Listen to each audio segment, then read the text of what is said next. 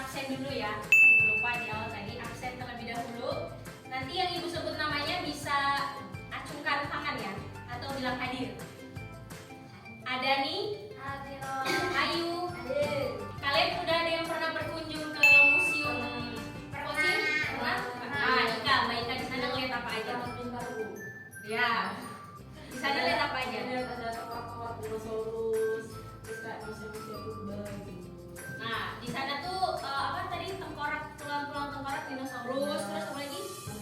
Manusia-manusia purba itu tuh ada nggak perbedaannya sama manusia-manusia zaman kita sekarang?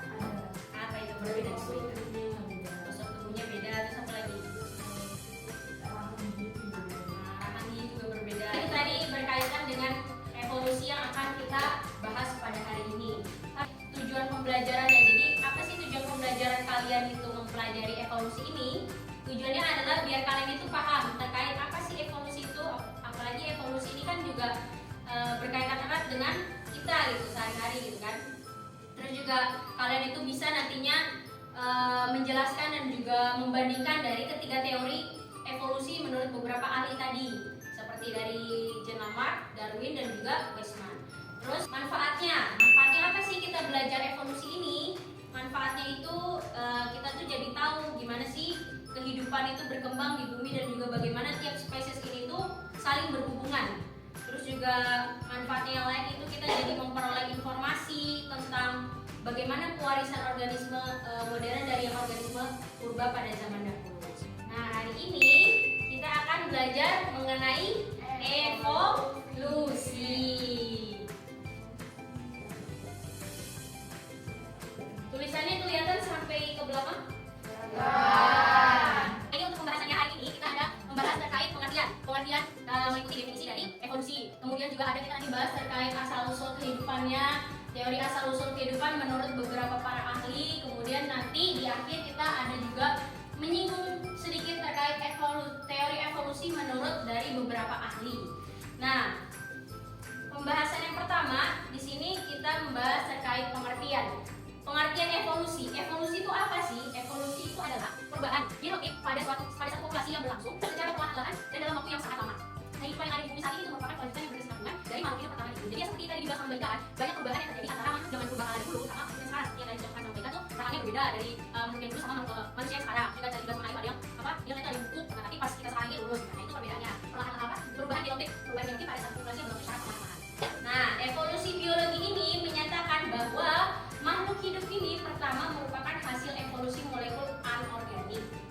Evolusi biologi ini membahas terkait asal-usul sel prokariotik dan juga eukariotik. Ini kalian udah nggak awam kan terkait sel eukariotik itu apa, prokariotik itu apa. Terus juga sel prokariotik itu muncul sebelum sel eukariotik dan sel prokariotik yang merupakan prekursor bagi munculnya sel eukariotik. Pengertiannya udah, terus asal-usul kehidupan menurut beberapa ahli. Nah, yang kita akan pelajari pada hari ini tuh ada 3. Itu untuk yang teori asal-usul kehidupan. Jadi ada 3 teorinya. Nah, ini teori dari evolusi menurut beberapa ahli. Yang pertama menurut Jean Lamarck. Ada yang udah pernah dengar? Udah pernah dengar? Baiknya berarti udah tahu.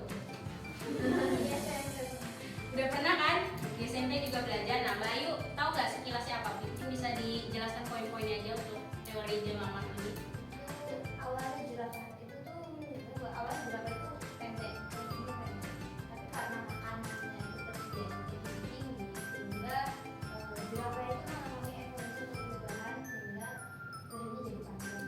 Betul sekali Mbak Ayu. Kita kasih aplaus dulu untuk Mbak Ayu. Jadi Mbak Ayu sudah sangat memahami terkait evolusi ini. Betul ya dibilang sama Mbak Ayu tadi, teori Jean Lamarck ini merupakan makhluk hidup sekarang merupakan makhluk hidup yang ada pada zaman dahulu dapat beradaptasi terhadap lingkungan. Contohnya tadi seperti jerapah. Jadi menurut Jean Lamarck ini jerapah di zaman dahulu itu kebanyakan itu dia tuh lehernya pendek. Nah, karena pohon zaman dahulu itu tinggi kan pohonnya. Jadi si jerapah ini karena lehernya pendek dan dia butuh makan dari pohon itu kan daun-daunan.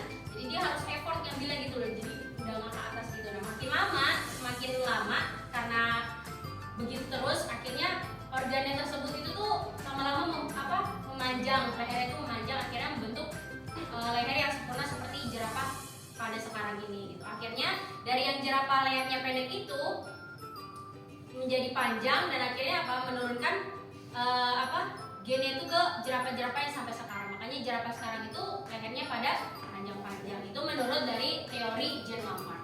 Terus yang kedua ada teori dari Darwin. Perkembangan makhluk hidup ini sudah mengalami atau melewati proses yang sangat panjang sehingga sudah banyak peristiwa yang dilewati demi mempertahankan hidup dari manusia atau seleksi alam. Nah, teori Darwin ini itu biasa dikenal itu adalah seleksi alam. Itu mengenai kalau tadi kan si Jean Lamarck ini bilang kalau misalnya dulu itu rata-rata jerapah itu lehernya pendek, terus gara-gara makanan itu jadi panjang. Nah, kalau si Darwin ini dia tuh beranggapan bahwa si jerapah ini lehernya itu bervariasi. Jadi ada yang panjang, ada yang pendek. Nah, karena ada yang panjang dan ada yang pendek itu dia tuh saling saling bukan berebut juga sih, bukan berkompetisi juga. Jadi kayak karena mereka itu kan makannya kan pohon itu juga tetap kan. Kalau si jerapah panjangnya itu dia tuh bisa makan yang si pohon itu, akhirnya dia bisa melangsungkan kehidupannya. Sedangkan yang pendek ini karena dia itu nggak nyampe, akhirnya dia itu mati, terus juga mengalami kekurangan dari populasinya tersebut. Akhirnya yang bertahan hidup itu adalah si jerapah yang lehernya panjang. Seperti itu untuk yang teori Darwin. Jadi berkebalikan dari yang teori Jean Lamarck.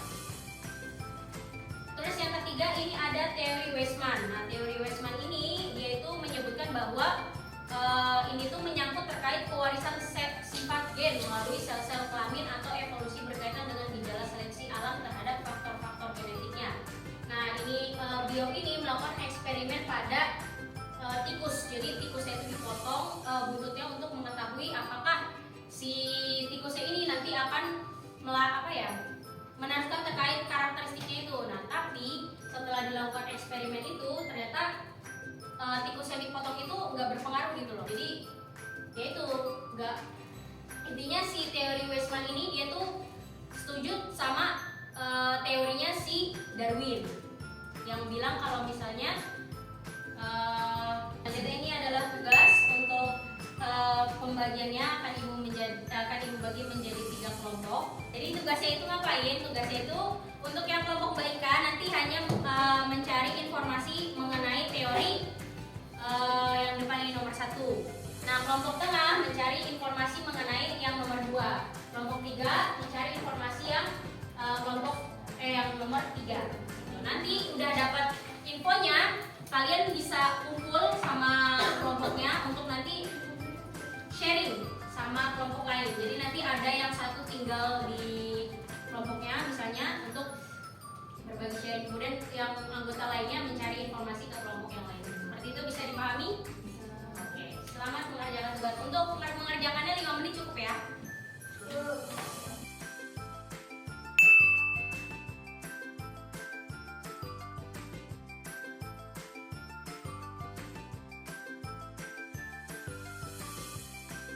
Sudah? Nah, yang kelompok 1 bisa di sebelah sini. Kelompok 1 kelompok BIK. Kelompok 3 kelompok 3. Kelompok 2-nya di tengah situ aja. Nah, kelompok yang lain mungkin bisa sharing, boleh ke kelompok 1, boleh ke kelompok 2 atau ke kelompok 3. Mencari informasi. Jangan lupa dicatat ya. Waktunya Ibu kasih untuk mencari informasi melengkapi LKPD-nya itu 5 menit.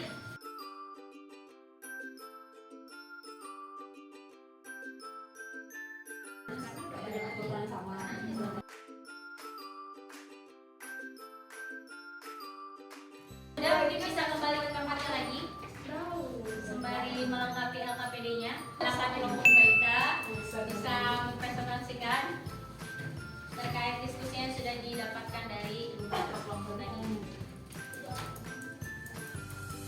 Assalamualaikum warahmatullahi wabarakatuh.